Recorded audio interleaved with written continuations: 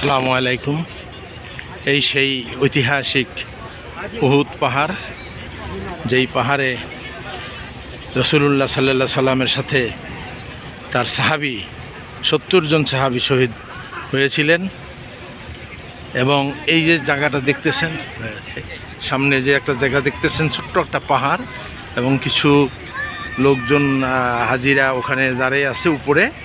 এই জায়গাটাই আমাদের প্রিয় নবী হযরত মুহাম্মদ সাল্লাল্লাহু আলাইহি সাল্লামের দাঁত শাহাদাত বরণ হয়েছিল এবং তার দাঁত থেকে রক্ত ঝরে তার পা পর্যন্ত পড়েছিল।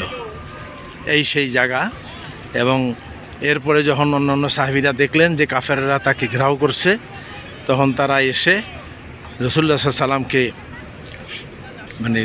সেভ করার জন্য তারা যখন ঝাঁপিয়ে পড়ল, তখন কাফেররা এখানে 70 জন সাহাবীকে হত্যা করে এবং এই 70 জন সাহাবীর কবর এখানে আছে।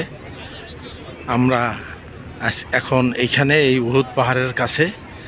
এই উহুদ পাহাড় সেই আমাদের ইসলামের এক ঐতিহাসিক পাহাড়, যেই পাহাড় আমাদেরকে রক্ষা এই নবী করিম সাল্লাল্লাহু আলাইহি সাল্লামের যে মদিনা মনোয়ারা, সেই মদিনা মনোয়ারাকে সিকিউরিটির হিসাবে, নিরাপত্তা হিসাবে এই পাহাড়, যে পৃথিবী যতদিন থাকবে পাহাড়ও ততদিন থাকবে।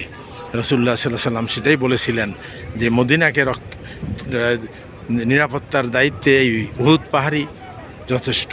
এবং সেই পাহাড়ের সামনে আজকে আসছি, আল্লাহ পাক আমাদেরকে আনছে এবং আল্লাহর কাছে লাখ কোটি শুকরিয়া।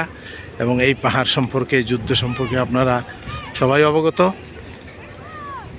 আপনাদের দেখার জন্য আমি এই ভিডিওটা করলাম।